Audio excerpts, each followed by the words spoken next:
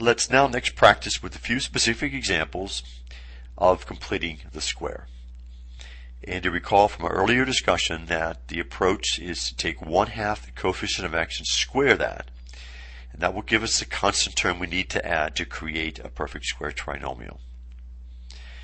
So in our first example, we have x squared minus 8x.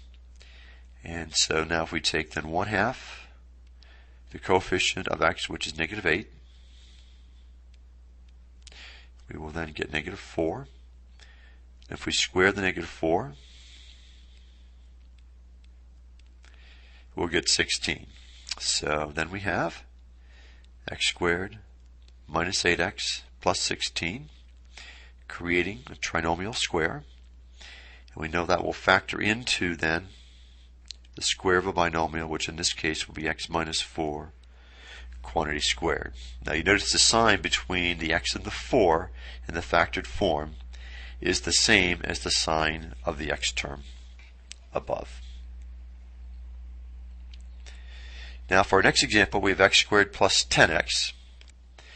So we'll next take then 1/2 of the coefficient of x, which is 10.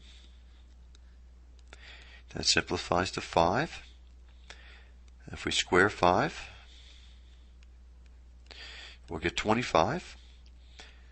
So now we have the perfect square trinomial, x squared plus 10x plus 25. And this will factor into then x plus 5 quantity squared. And again note that the sign between the terms in the binomial is the same as the sign of the x term. And for our third example, we have x squared minus 2/3 x.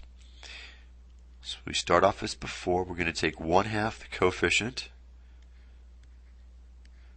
of the x term, and that will simplify to -1/3.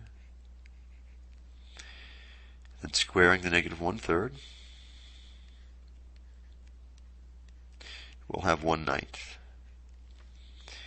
So the perfect square trinomial becomes x squared minus 2/3 x plus